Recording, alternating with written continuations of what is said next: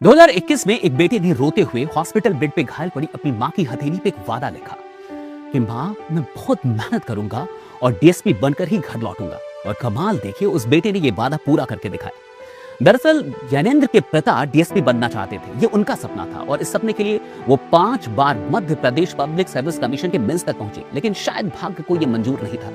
गांव में जमीन के एक विवाद में उनके ऊपर केस दर्ज हुआ और जिसके चलते उनको ये सपना बीच में ही छोड़ना पड़ा।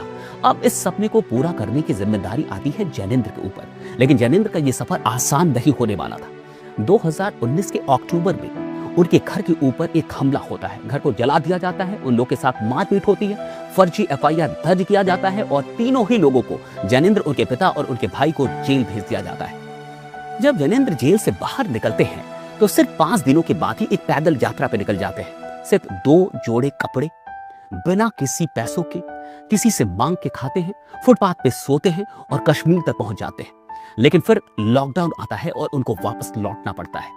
अब वो सोचते हैं कि वो तैयारी करें, तभी कुछ ही दिनों के बाद उनके घर पे दोबारा हमला होता है। उनके घर को दोबारा जलाया जाता है, उन लोगों के साथ मारपीट की जाती है, फिर से फर्जी एफआईआर दर्ज होता है और उन लोगों को जेल जाना पड़ता है।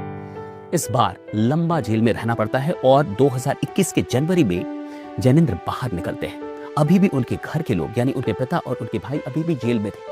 वो जब बाहर निकलते हैं तो इंदौर चले जाते हैं और अपनी तैयारी शुरू करते हैं। इसी बीच उनके ऊपर एक और आरोप लगता है, अटेम्प्ट टू मर्डर।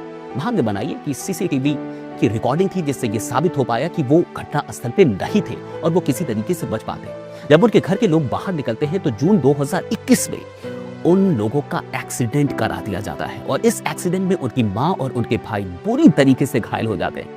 पिता का भी हाल खराब था। ज्ञानेंद्र जब हॉस्पिटल पहुंचते हैं तो रो रो के इनका भी हाल खराब हो जाता है और उसी वक्त वो अपनी मां की हथेली पे ये लिखते हैं कि मां, मैं डीएसपी बनकर ही घर लौटूंगा। और फिर आती है बारी 2023 में उस मेंस की परीक्षा की। और उस मेंस की परीक्षा के दौरान उनको मलेरिया और टाइफाइड होता है। सुबह शाम ड्रिप लगवा के वो परीक्षा देने जाते हैं और फिर बारी आती है 2025 नवंबर में, जब रिजल्ट आने होते हैं। और जिस दिन रिजल्ट निकलता है, जैनेंद्र अपने पिता को कॉल करते हैं और कहते हैं, पापा, डीएसपी बन गया। देखिए, पूरी दुनिया भी अगर आपको गिराने की कोशिश क्यों ना कर ले, जब तक आप हार नहीं मानते, कोई माइक का लाल नहीं है जो आपको अपनी सफलता की कहानी लिखने से रोक ले।